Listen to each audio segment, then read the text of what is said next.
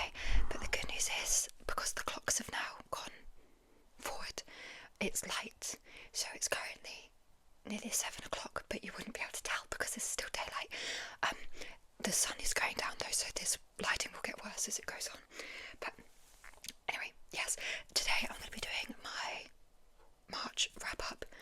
You know, when you think that you've not read a lot, and then I just pulled it all together, and I was like, oh my god, I read so much.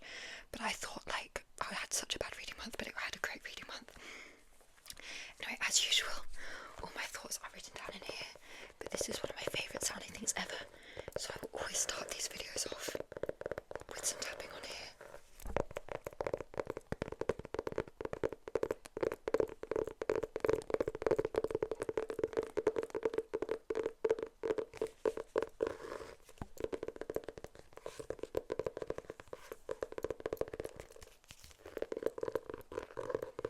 Isn't it beautiful? But let's get straight into it, because I have got... Whoa. 8 books to talk about today, so let's get straight into it. So I started out March with my final reread before Summers on the Reaping came out, with Ballads of Songbirds and Snakes, which of course I gave 5 stars. Honestly, this is definitely like on the lower end of my rating, but I think this book is an absolute masterpiece, so I really can't complain. I did tap this book as well when I was going through reading it. I just think Coriolanus is such an interesting character to be inside the head of, and every time I reread it, I find more and more things that I'm just like, whoa, you are awful. And I love how Suzanne Collins she does it in such a way where he's a fully irredeemable character at the start of this book, but we as the reader just don't notice it until right at the end, and it's not until you sit back and you think about it that you're like, no, he's been like that all along. And I just think she writes him in such an incredible way. It's like how he justifies his actions to himself, because obviously we're reading that, we're like, yeah, no, I agree, and then you remember that he's literally coming up with ways for children to murder each other. I also love, this is the first time I've reread it since we've had the films, so I was able to listen to the music along with reading it, which added so much to the experience. I absolutely loved it. Yeah, I won't talk too much about this one because it is a reread, but I do think if you've read the Hunger Games series and haven't read Ballad of Songbirds and Snakes, I highly recommend it. He's such an interesting character to be inside the head of. Lucy Gray is incredible. It's such an interesting and important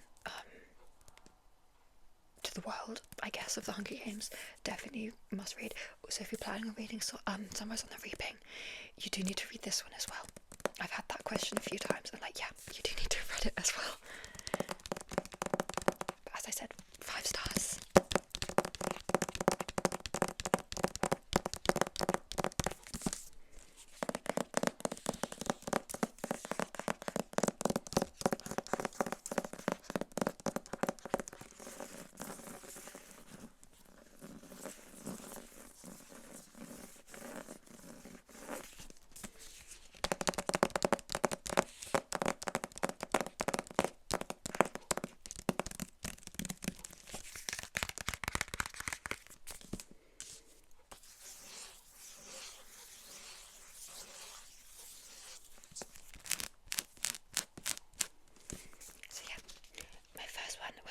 Of Songbirds and Snakes by Suzanne Collins.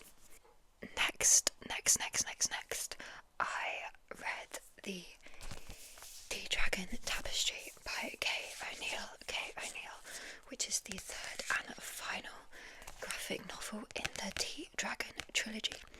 So there's 3 of them: the Tea Dragon Society, the Tea Dragon Festival, and the Tea Dragon Tapestry. I actually think this was my favourite of all 3 of them. The first and second follow 2 different sets of characters, and in this one they all come together. There was a lot more of the tea dragons in this one, which I love, and our main character Greta in this one, who's this lovely girl here, she's got a really sweet arc in this one of becoming a apprentice for a blacksmith, and she also has just bonded with a tea dragon, and she's struggling to bond with him. So seeing their relationship grow as well is really nice. This series just has a lot of fan family, and it's just really sweet and awesome. I so highly recommend this as a graphic novel trilogy. You can get it as a box set, and they're great palette cleansers. They're also just absolutely stunning. Like, the artwork is just incredible. The plots are great. I love the art style, and yet the vibes are just so cozy. I gave this one 5 stars as well. 5 stars as well. As a whole, this series is a 5-star series. I've given them all 5 stars. But yeah, I was excited to finish this one this month as well. I also read this early on in the month because it took me like a while to read the book in between, because I went on holiday to Prague this month, and whilst I was there I had a week off work. I did like no reading for that entire week, and so I read this as like I'm not going to read anything this month, and then I went and smashed it out the park. So, but no, very glad I read this, and I'm glad I finished the series, and I highly recommend the series.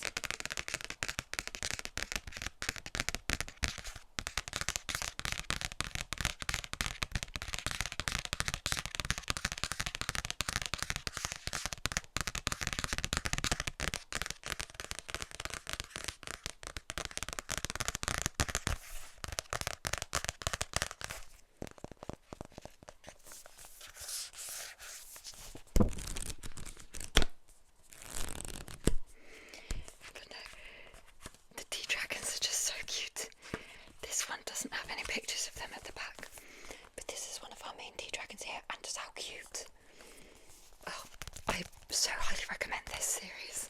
I'm sorry if the camera angle keeps changing. I keep messing with the camera by accident. The next book I read, again, I was continuing a series. I did so well this month with the series. This book took me so long to read, but again, it's because I was on holiday and not because I wasn't enjoying it.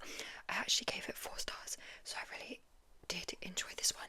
It did take me a while to get into though, and that is My Dark Desire by L.J. Shen and Parker S. Huntington, which is the sequel to My Dark Romeo, and I think the series is called Dark Prince Road, something like that. Yeah, this did take me a while to get into.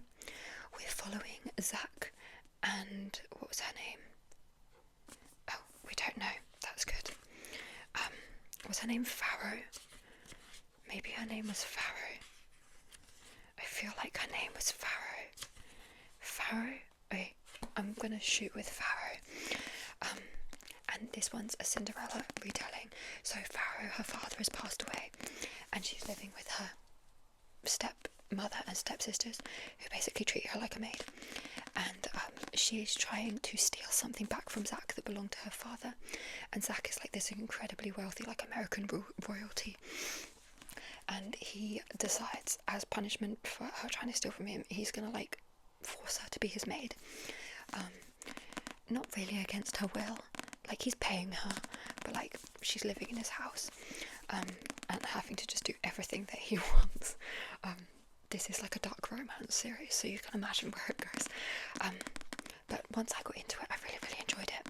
I enjoyed Zach's arc. He is a very complicated character who has a lot of phobias and fears because of something that happened in his childhood. Like, he can't stand people touching him, for example, and how Farrow helps him get over that as a fear. I really enjoyed reading. I also really liked the Cinderella aspects. It wasn't too crazy of a retelling where like everything was Cinderella themed, but you could see where they got a lot of their inspiration from.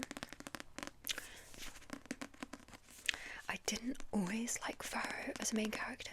She was quite mean, and like sometimes it worked, but sometimes I was like, you're just being mean for the sake of being mean, and I don't like it. Like, she wasn't a likable character, but I think she was meant to be a likable character. Like, you were meant to be on her side, and I wasn't necessarily always on her side because she was quite mean. there was also like a fencing element to this, which I felt was a little bit random. It popped up like 150 pages in, seemingly out of nowhere, and then it turned out that Farrow was like an almost Olympic fencer. I was like, where did this come from? But I liked the fencing aspects once they'd been introduced. I also really liked the smut. I'm a simple girl. But yeah, I gave this one 4 stars. I do really recommend this series as well. If you like dark romance series, the covers are also just absolutely stunning. And it's a very floppy book. All books should be like this.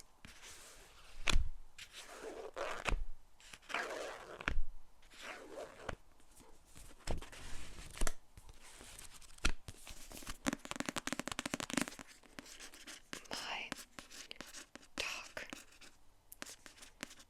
Desire.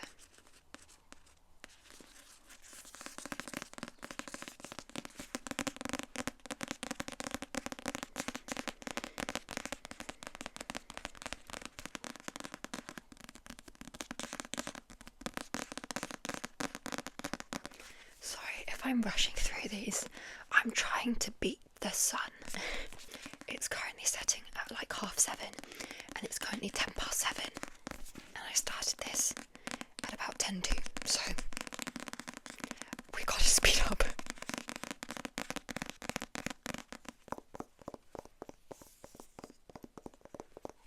So yeah, My Dark Desire.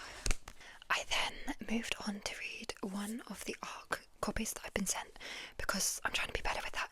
This one came out in February, so I was only a month behind, and that was The Rose Bargain by Sasha Payton Smith.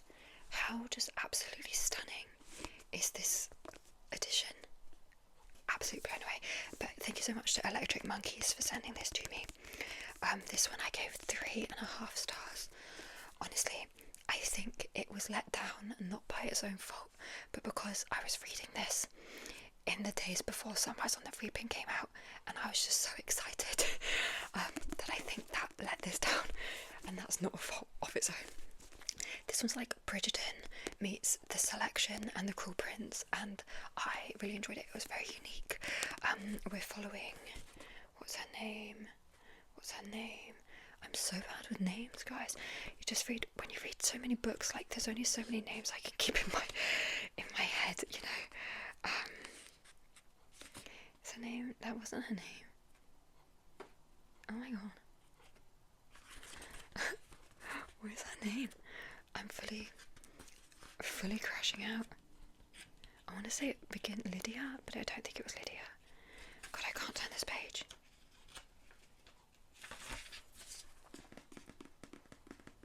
Ivy. Her name's Ivy. So we're following Ivy, who's a higher society girl living in England. It's like Regency England, and they've got a fairy queen, and this fairy queen can grant wishes. So she grants bargains for people throughout their life. You get one throughout your life. You don't have to make it at any set time, but because Ivy is a high society girl, it's expected of her that she's going to make a rose bargain, which is essentially kind of like a throwaway bargain that's like, I wish I was shorter, I wish that my teeth were straighter. So they're like throwaway bargains that they're meant to make a bargain that like helps them find a husband.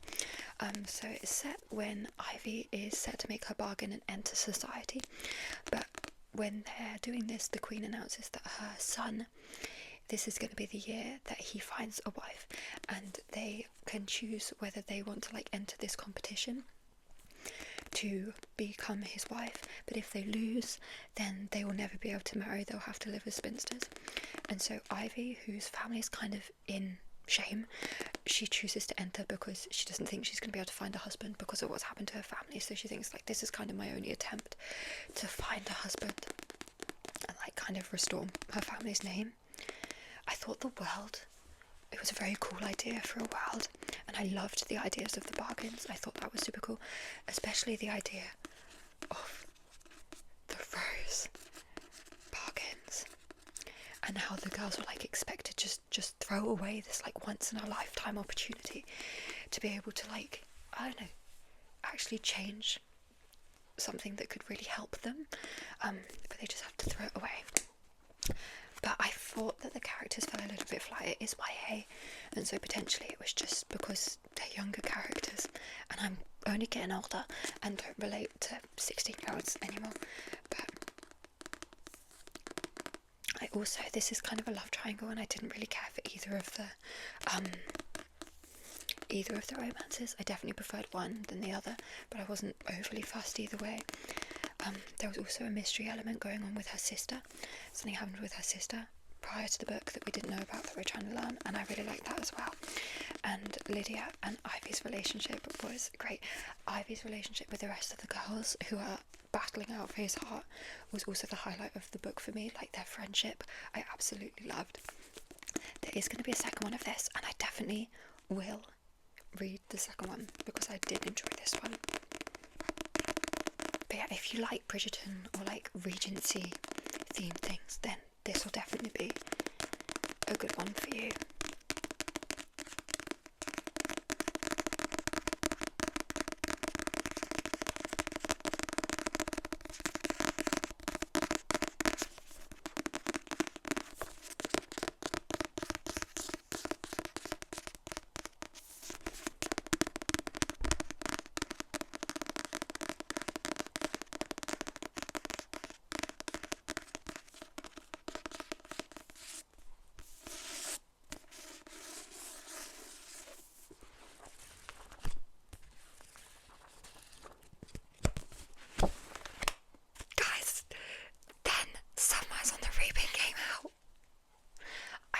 In 2 days. I have never cried harder at a book, ever. I was an inconsolable mess. I filmed my reaction to the end of the book, the last chapter and the epilogue, and I posted it on TikTok, which I link in my bio, so you can go watch that if you want to. But I couldn't see what I was reading. Suzanne Collins is an absolute mastermind. This book is incredible. I'm not just saying that as a massive Hunger Games fan, except I am, but this book was incredible. I tabbed it to absolutely high heavens. I'm currently making my way through a reread. So what I did on my first read is I went through, I just tabbed quotes I liked, and then when I had thoughts, I would write them down. That one's a spoiler, so I'll go off of that one actually. So I would write them down, and then these tabs were when they connected to the original trilogy / Ballad of Songbirds and Snakes. But now I'm currently going back through it again, and I'm highlighting and annotating in the book because I just couldn't get all my thoughts down the first time. But this was absolutely everything I could have wished for and more. You definitely need to read the trilogy and Ballad of Songbirds and Snakes before this one, as it's just so interconnected. It's so well done. Everything is a reference, and yeah, I will never be the same again, ever. The parallels were just amazing. I've never cried this hard, and the epilogue was everything I never knew that I needed. But there's just so many things that I could no longer look at in the same way, like the freaking geese. They're geese. Not cool, Suzanne. Not cool. As you can imagine, I gave this 5 stars. I also love the UK cover of this. I hated it when they first announced it, but it's really grown on me. I think it's really nice. But yeah, my reread is going to take me a little while because I'm doing like 3 pages a night.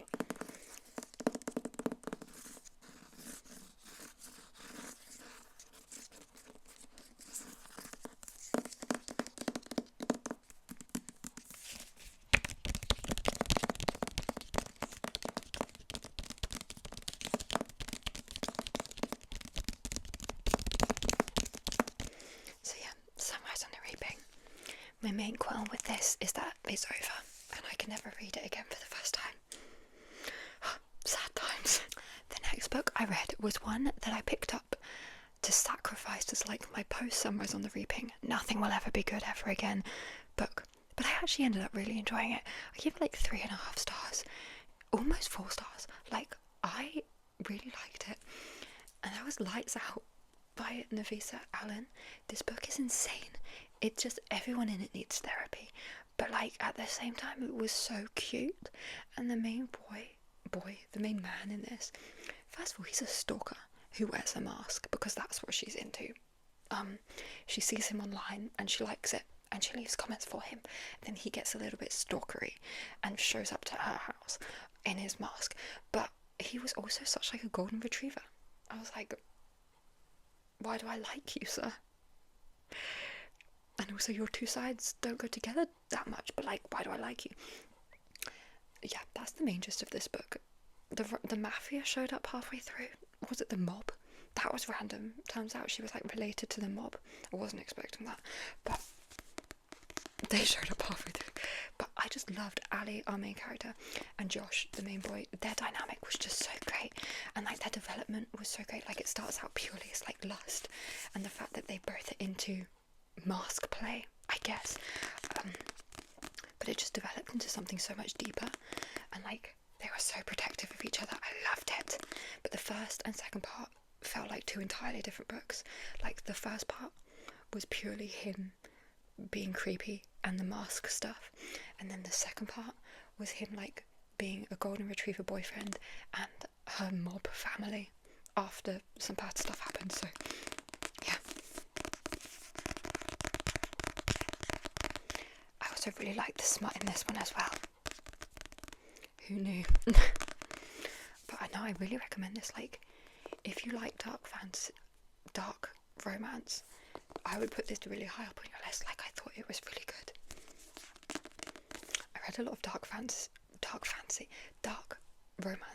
this month, and I'm not mad about it. This cover though is one of the most awful things I've ever seen in my life. Like, who designed this? It's awful.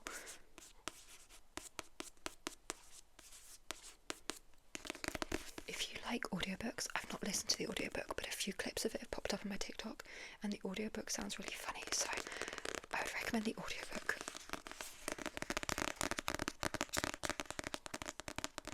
But yeah, I gave this a 3.5 stars.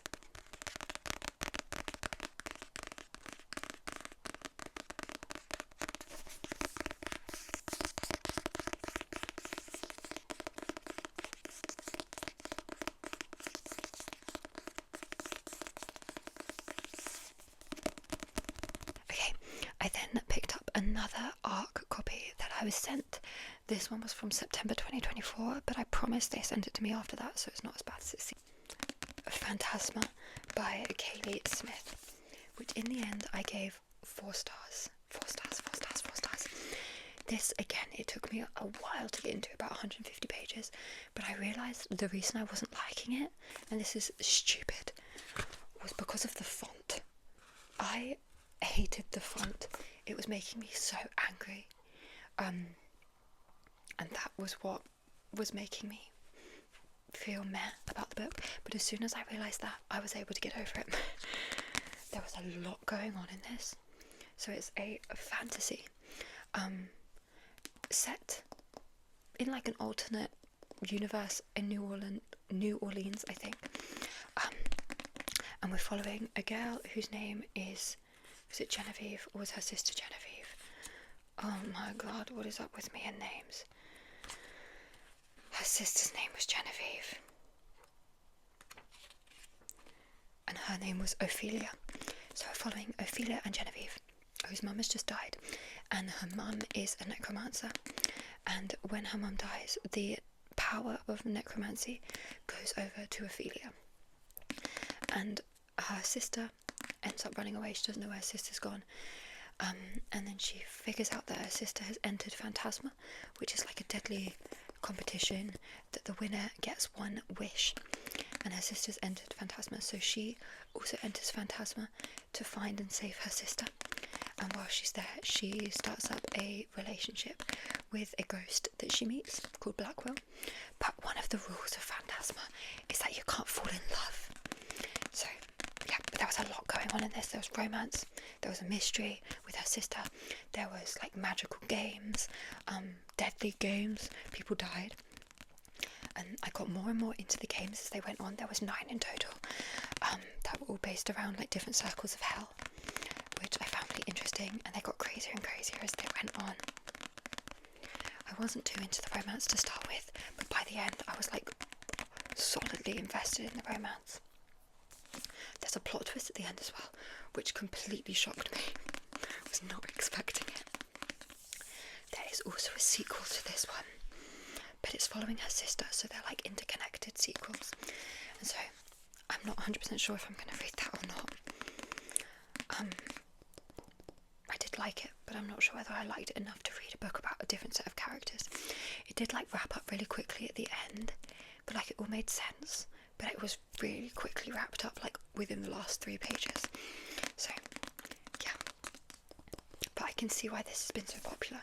There is some stats at the front of this book which is insane. It says 60,000 copies sold, 20 million Kindle Unlimited pages read, the 3rd Amazon bestseller, 6 times USA Today bestseller, all within 2 months. It sold 60,000 copies in 2 months. That's insane. But yeah, I enjoyed it. I gave it 4 stars. I would recommend this one. By the way, if we can't tell, my recommendation from this month is Somewheres on the Reaping.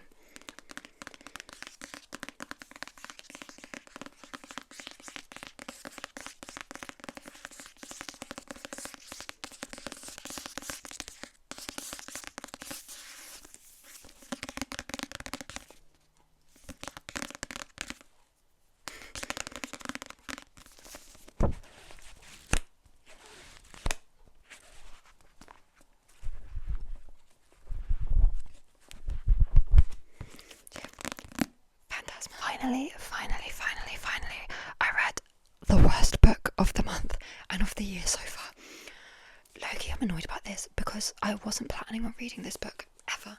I've read the other 2 in this series, and this is like a little novella that you know what happens because of the end of the first book, and so I was like, I don't care about reading it, don't need to spend my money on it. But the next book in the series is coming out in April, and I figure she's probably going to bring up characters in the novella, in the last book in the series. Otherwise, what is the point of the novella, like genuinely? So I picked it up, and that is Powerful by Lauren Roberts, but I hated it. I gave it 2 stars. I knew I wasn't going to like it. I'm annoyed at myself for buying it and reading it. Like, I knew I wasn't going to like it, so I didn't read it to start with. I even bought like the really nice UK editions with the reversible dust jacket. It wasn't worth my money, and like the characters, they better show up in Fearless, otherwise I've read this for nothing. But it was just I felt like it was a waste of time. The writing was really cringe, which I find in the other 2 in the series it's not, but in this it was. The author also 100% hadn't thought about this plot as she was writing Powerless. You could just tell by the way of like, I don't want to give anything away, but like 100% this was an afterthought that she came up with afterwards. Adina as a main character, I thought she was very one-dimensional. I did not get on with her at all. And yeah, Mac, the main guy, I liked more than Adina, but not by much, and he better show up, otherwise I want my money back. But yeah, more so I'm just annoyed with myself for reading it, because I knew I wasn't going to like it. And what a bad way to finish the month. I was doing so well. But Powerful. I have seen online a few people do like a tandem read of Powerless and Powerful, and if I'd have done that, I would have liked this more. But I think because like I already knew, I was like, I just don't care. I don't care.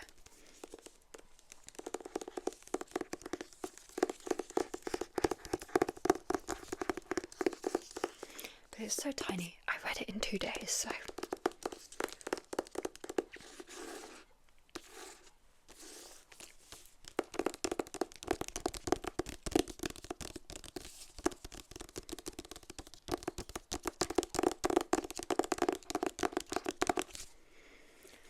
Okay, so that was everything that I read this month.